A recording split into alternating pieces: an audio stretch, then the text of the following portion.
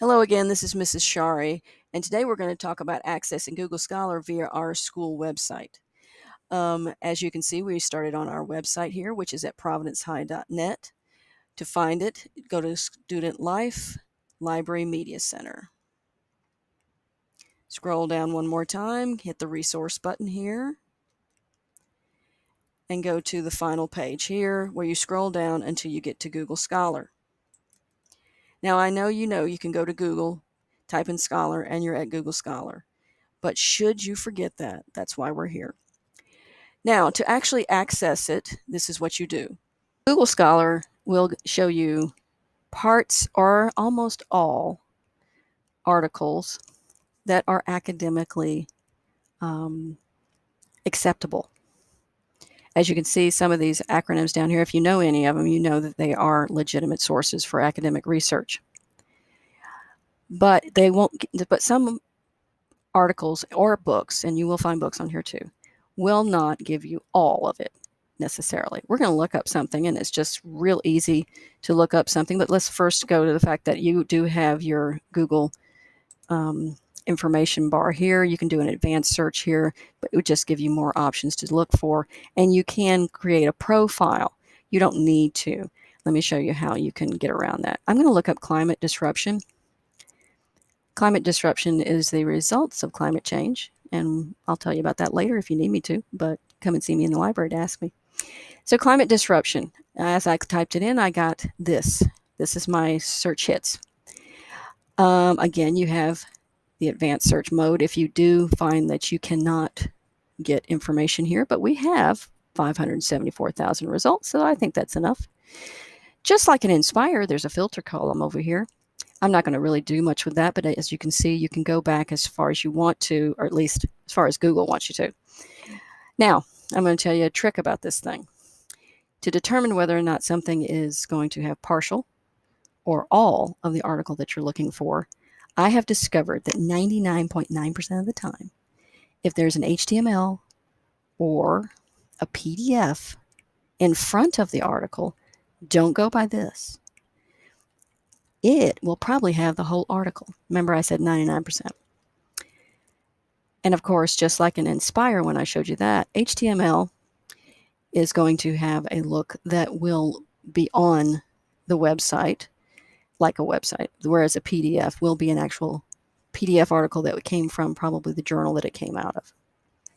All right, let's look at some of this. I'm going to click on the first article here, Climate Disruption and Biodiversity. This is from Science Direct. Now, as with anything, you really should check your sources. Just because it's on the internet doesn't mean it's 100% factual, doesn't mean it's not fake news. This needs to be checked. And I don't know Science Direct. So the first thing I'm going to do, and not being here before, I'm going to look down to the very bottom of my article. And as you can see, the whole article is there. And I love this About button. If you see an About button on a website, always, and it doesn't have to be a Google Scholar website, always check it out, because you might be sold a bill of goods by what people can put on the internet. The actual first thing it says here, the leading platform of peer-reviewed literature to advance your research. Well, that's good, but where are you coming from? Elsevier, huh? Okay. Let's move it down a little bit and see a little bit more about it. Okay. Academic institutes. Science Direct helps academic institutes and government organizations go beyond search to discover new breakthroughs. This access to high-quality interdisciplinary research enables greater efficiency and effectiveness to gain critical insights and make confident research decisions. And then it goes into more of it over here. Well, it looks legitimate, and I could spend more time looking through this to see exactly where they're getting their information, but this looks pretty good to me. So I'm going to go back to our article, which has 52 referenced sites, which makes me think this is pretty darn good. By the way, as I look at this, I want you to look at something. If you're using MLA, this is not MLA. Let me move it up a little bit more. This is definitely not MLA. This is APA style, so do not go by that. APA style is a little bit simpler than MLA, in my opinion, so that's why I kind of know that. All right, so we do have an entire article here. But look at this, and this is only because this website will allow it. It won't necessarily be a guarantee for everything, because where I'm going with Google Scholar is not a uniform website. It's going to go all over the place.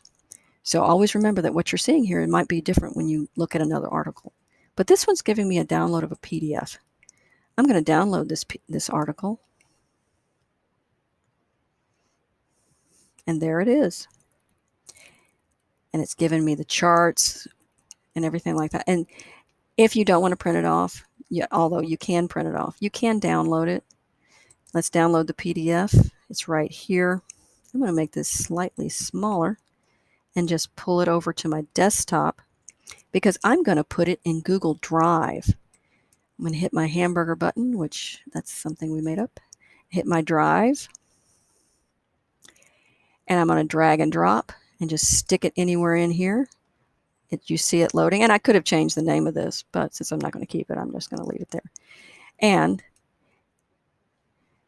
if you can't find it later by that silly little name, just remember to go to Recents, and that is the article right there. I'm going to get out of Google Drive and go back to our website.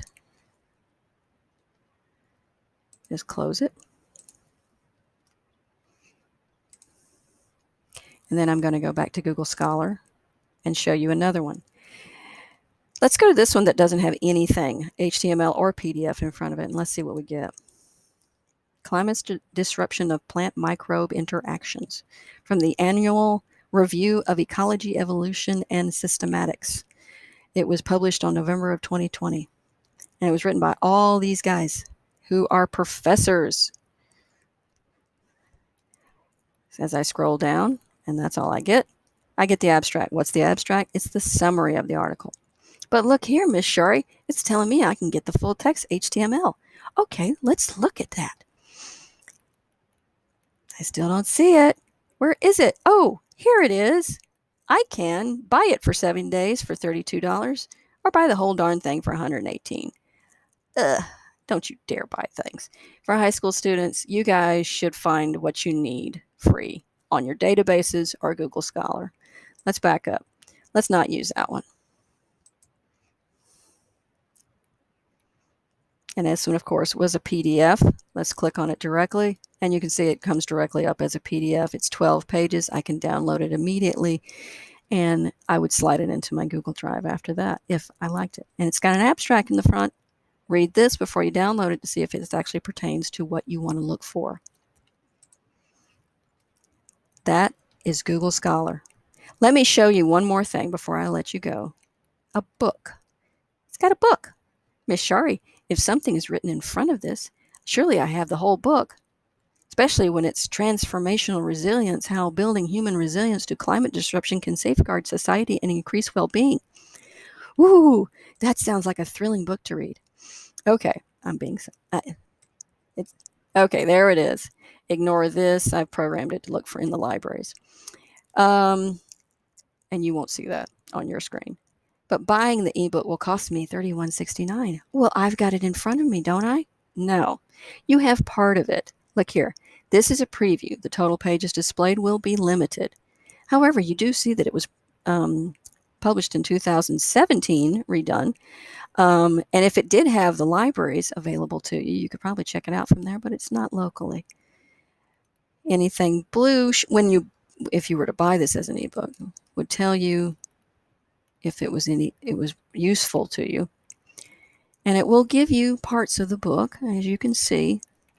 But again, it's going to come up on a break somewhere here.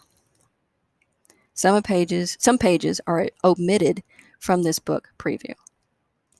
You can still use this as a source if you can find the information that you need from it, from what you are given. And you would, and if you didn't get the ebook this way, you would cite this as an ebook on your Works Cited page. Just go back to the OWL and find out how to do that. Okay, gang, that's Google Scholar. I think we've covered everything. If you have any questions, come see me. And make sure that your teacher is okay with you using Google Scholar. I think it will I think they will be, but just make sure I'm right. Check. Bye.